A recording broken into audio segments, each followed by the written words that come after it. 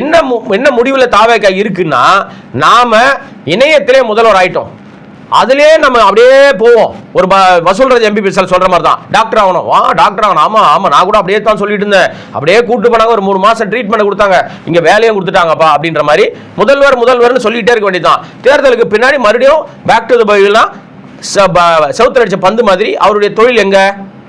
சினிமாக்கு தான் வருவார்.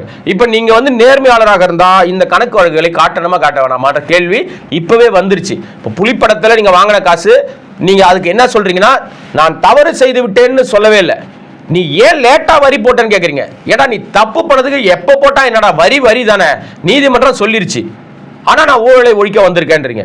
ஆக மொத்தம் விஜய் என்பவர் பித்தலாட்டத்தினுடைய தலைவராக தான் இருக்காரே தவிர, அவர் கூட இருக்கிற எல்லாரும் அவரை பயன்படுத்தி அவர்கள் ஆதாயம் அடைகிறாங்க. அது விஜய்க்கு தெரிந்து நடக்கிறதா தெரியாமல் நடக்கிறதான்னு எனக்கு தெரியல. விஜய் என்கிற மனிதர் இதே நிலை நீடித்தால் ரொம்ப கஷ்டம். இதுக்கு மேலே என்கிட்ட பதில் இல்லை சார், வேற ஏதாவது இருந்தால் கேளுங்க சார், இல்லைனா நான் முடிச்சுட்டு அடுத்த வேலைக்கு பார்ப்போம் சார் நம்ம.